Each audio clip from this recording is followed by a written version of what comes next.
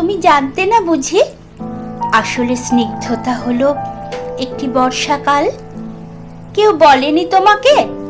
সে এমনই এক বর্ষাকাল যে নিজের ইচ্ছে মতো সারা বছর ভেসে বেড়াতে পারে, ভেসে বেড়ায় আকাশে। এখানে বৃষ্টি হলো খানিক, তো কাল ওখানে বাদলা। সেই সঙ্গে থেকে থেকেই ঝোড়ো হাওয়া আর ঘূর্ণি বাতাস তো আছেই। আমি চোখ বন্ধ করলেই দেখতে পাই, যেই বৃষ্টি শুরু হলো অমনি বাচ্চারা সব হাত ছাড়িয়ে ছুট লাগালো মাঠে ঘাটে।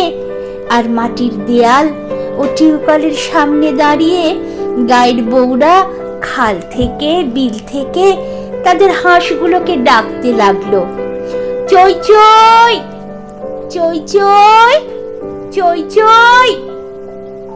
আজ থেকে প্রায় 1 শতাব্দী আগের বাংলায় তোমার এক বাল্য সখী তোমাকে চই চই বলে ডাকতো আর খেপাতো।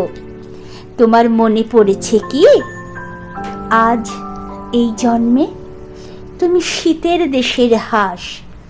কোন সরোবর থেকে কোথায় কোন সরোবরে সাঁতার কাটতে যাও সমুদ্রের পর সমুদ্র পেরিয়ে। উড়ে চলো কত দূর দূর সব দেশ।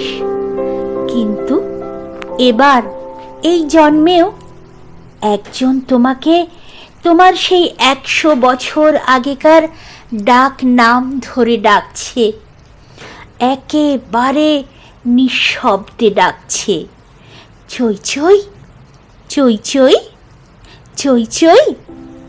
আর তুমি বোধহয় কিচ্ছুই শুনতে পাচ্ছ না, তাই না?